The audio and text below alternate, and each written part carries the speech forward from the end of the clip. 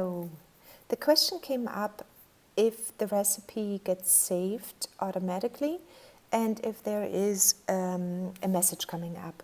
So let me just create quickly a recipe here, and we're going to make it very simple. I'm not going to worry right now about the dilution or anything else. So I'm just going to add almond oil, and then I'm just going to add a couple of drops, let's say lavender, essential oils, and 10 drops.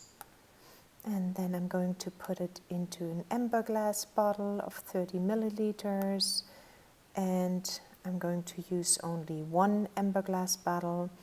And I'm not going to worry too much about these other factors right now. I will be adding a sales tax, and shipping is going to cost me $2.95 maybe, and my profit margin will be only $2.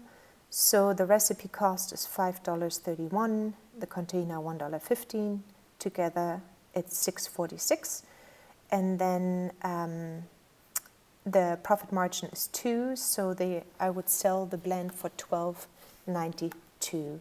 So in order to save your recipe, you need to give your recipe a name, and I'm going to call it today Test Sunday. And today, I believe, I don't even know what day it is, the 14th of June. So June 14, 2020. So I'm going to give it a name, and then I'm going to scroll down and click Create New.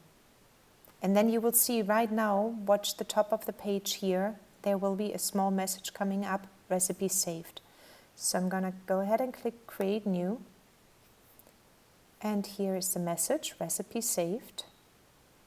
And your recipe has been saved to your account.